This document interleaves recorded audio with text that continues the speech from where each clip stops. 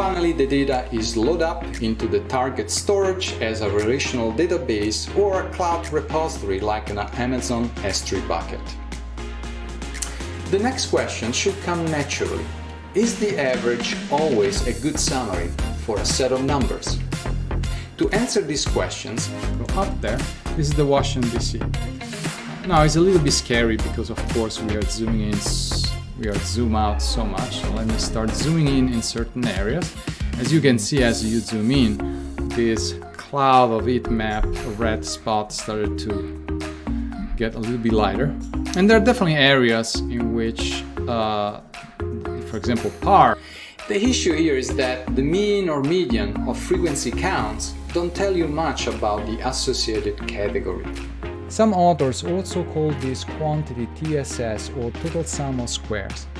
The total variability in the data SST is equal to the variability explained by the model SSR plus the unexplained variability SSE.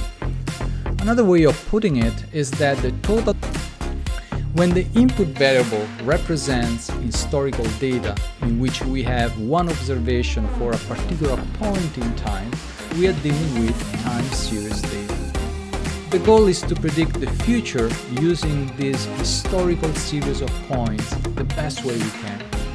We can effectively do that only if we assume.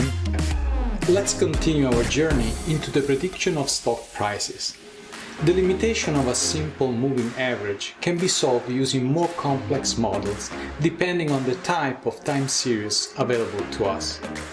We will stay in the stock market and strengthen the simple moving average using the difference in difference framework estimates the causal effects by comparing the average outcome in the treatment group before and after the treatment, and then subtracts the average outcome in the control group before